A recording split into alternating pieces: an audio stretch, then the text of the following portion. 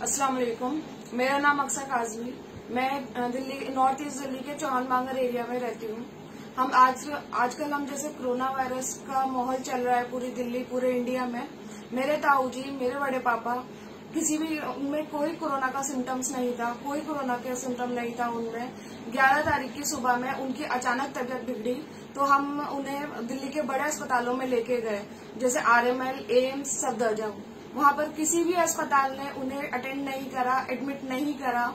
बाद में सुबह 12 बजे से लेके चलते चलते शाम को 5 बजे LNJP हॉस्पिटल ने उन्हें एडमिट करा गया। वहां पे उन्हें लिया और लेने के बाद उनको इमीडिएटली वेंटिलेटर पर रखा गया।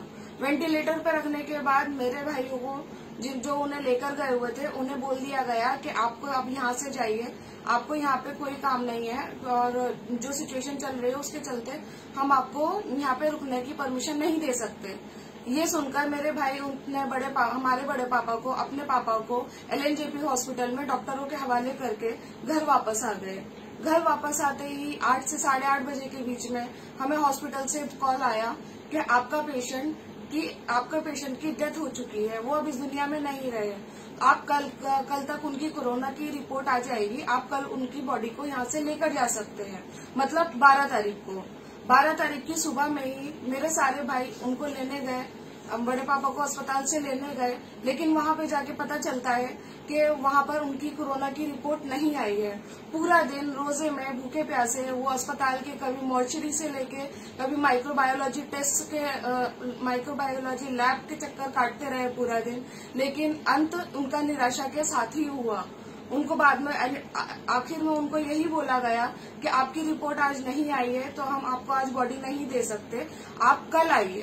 कल यानी 13 तारीख को फिर वो दोबारा गए। दोबारा जाने के बाद डॉक्टरों ने उनको ये बोला कि आपका पेशेंट का तो कोरोना टेस्ट का सैंपल ही लैब में नहीं गया है।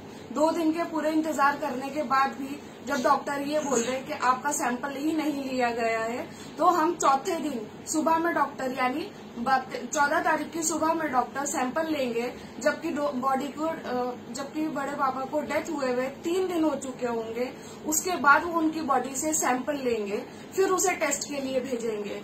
हमें तो ये नहीं समझ में आता है ये कैसे पॉसिबल है कि एक अस्पताल में जहाँ केजरीवाल जी इतनी बड़ी बड़ी अपीलें कर रहे हैं कि दिल्ली की स्वास्थ्य व्यवस्था इतनी मजबूत है, कोरोना से लड़ने के लिए हमारे इंतजाम इतने अच्छे हैं, वहाँ पे ऐसे बड़े अस्पताल जो कि स्पेशली कोरोना के लिए बने हैं ऐसी लापरवाही कैसे कर सकते हैं।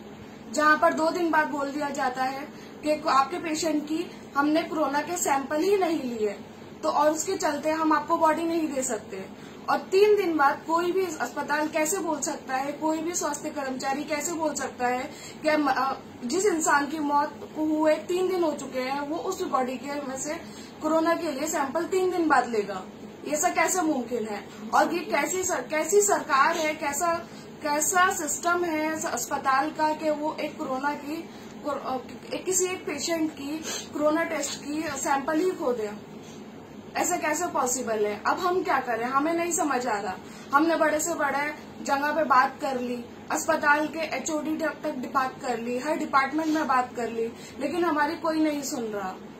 हमें नहीं समझ आ रहा हम क्या करें। हमारे पास और कोई चारा नहीं बचा सिवाय आम लोगों तक पहुंचने के, अपनी बात आम लोगों तक रखने के, ग्राउंड लेवल रियलिटी अस्पतालों की आप तक पहुंचाने के।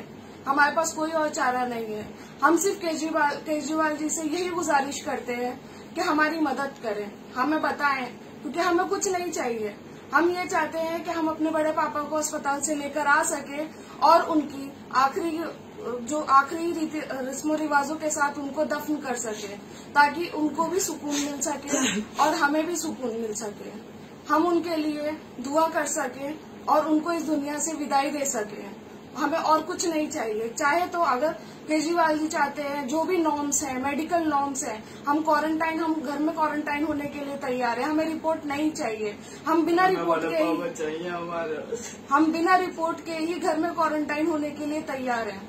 हम बस केजरीवाल जी से ये गुजारिश करते हैं कि हमें हमारे बड़े पापा को घर पे वापस लाने दें और उनको आखिरी वक्त में उनको इस दुनिया से अच्छे से विदा कर सके।